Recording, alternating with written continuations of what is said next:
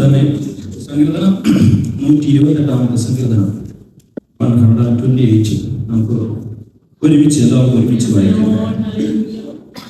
128 എല്ലാവരും എടുത്തു എന്ന് വിശ്വസിക്കുന്നു.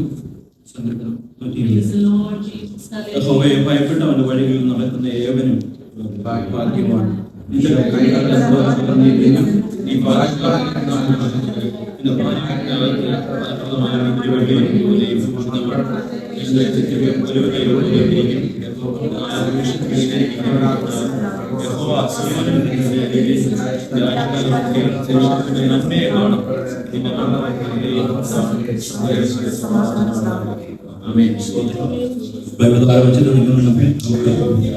ഹൃദയകണ്ഠങ്ങളെ സ്വർഗത്തിലേക്ക് ഉയർത്തി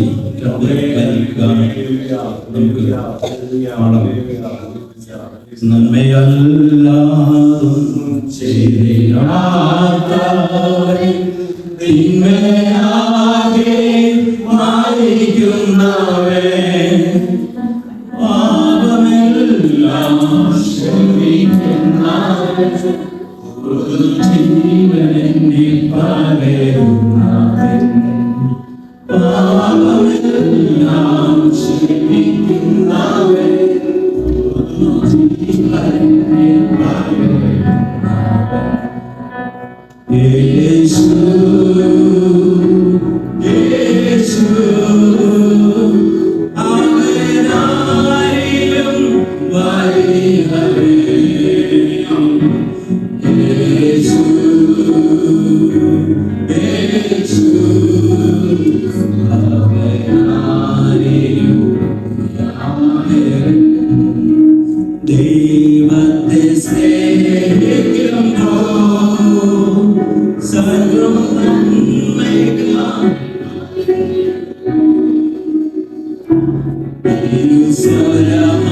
സ്വരമനുസരിച്ചാൽ നമുക്കൊരിക്കലും അവനവിടും കൃപയരുളിടുമേ ബലമായിരിക്കുമേ കൃപയരുളിടുമേ ബലമായിരിക്കുമേ മധുരമായി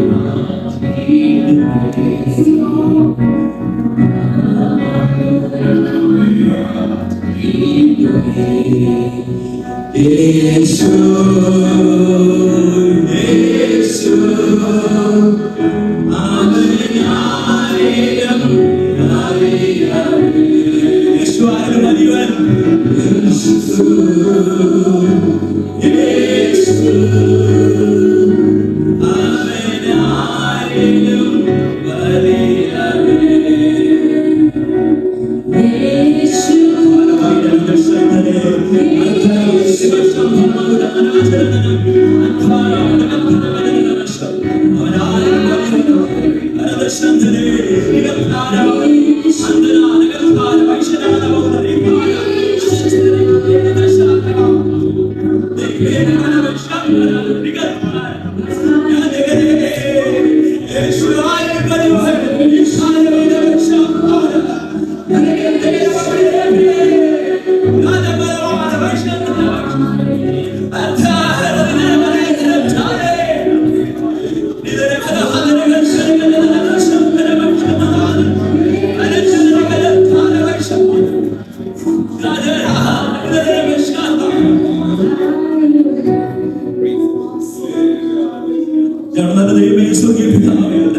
നല്ല സമയത്തിനായിട്ട് സ്തോത്രം. നല്ലൊരു സങ്കീർത്തനം കർത്താവ് ഞങ്ങൾക്ക് തന്നതിനായിട്ട് സ്തോത്രം. അതിന്റെ കേൾപ്പാൻ ഞങ്ങളെ സഹായിക്കുമാറാകുന്നത് ശുശ്രൂഷകരായി തിരികരങ്ങളെ താഴ്ത്തിയിരിക്കും. യേശു ക്രിസ്തുവിന്റെ നാമത്തിൽ തന്നെ.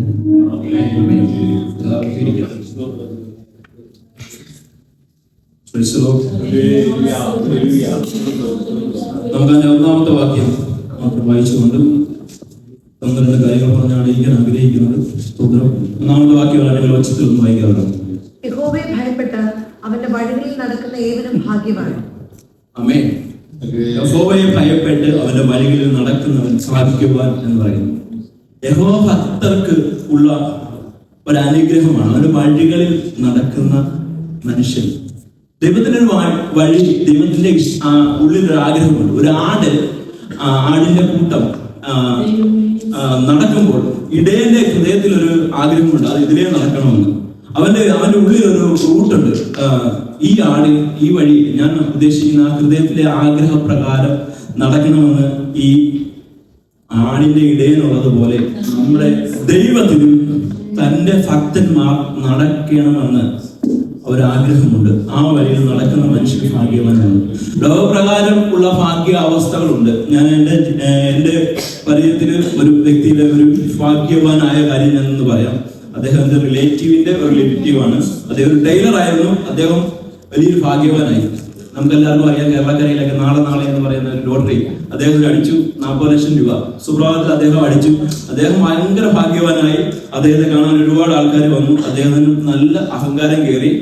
എൻ്റെ വീടിന്റെ ഒരു 5 കിലോമീറ്റർ ഡിസ്റ്റൻസിലുള്ള ഒരു വ്യക്തിയാണ്. നല്ല അഹങ്കാരം കയറി. അദ്ദേഹത്തിന് സ്വന്തമായിട്ട് സിനിമ ഒറ്റയ്ക്ക് കാണണം, ബാറിൽ നിന്ന് ഒറ്റയ്ക്ക് മദ്യപിക്കണം, അങ്ങനെയുള്ള ഒരു ഭയങ്കര അഹങ്കാരം ഉള്ളിൽ കയറി. ഇപ്പൊ അദ്ദേഹം ലോട്ടറി കച്ചവടം ചെയ്യുന്നുണ്ട്, തയ്ക്കുന്നുമുണ്ട്.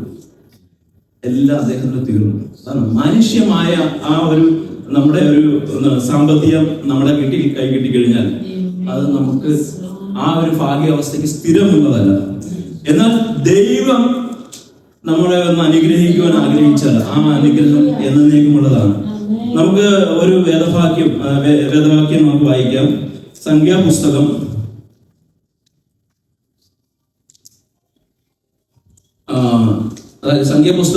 10:29 മുതൽ 32 വരെ ഒന്ന് വായിക്കാം. മോശയ്ക്ക് പറ്റിയ ഒരു അബദ്ധമാണ്. അതായത് അദ്ദേഹം തന്റെ വഴി, അതായത് അതിന്റെ വഴികളിൽ നടക്കുന്നവൻ ഭാഗ്യവാൻ എന്നല്ലേ പറയുന്നത്. മോശ ദൈവത്തിന്റെ വഴി വിട്ട് അദ്ദേഹം മറ്റൊരു വഴി തിരഞ്ഞെടുത്തു.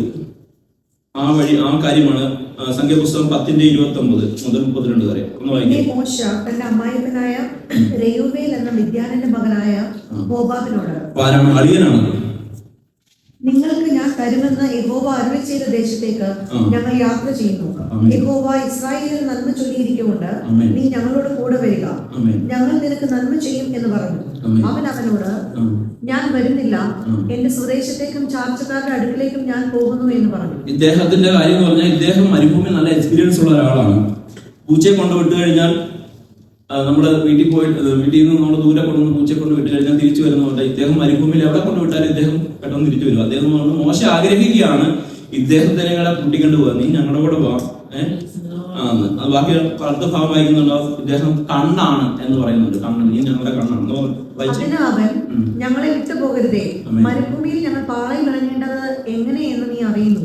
നീ ഞങ്ങൾക്ക് കണ്ണായിരിക്കും.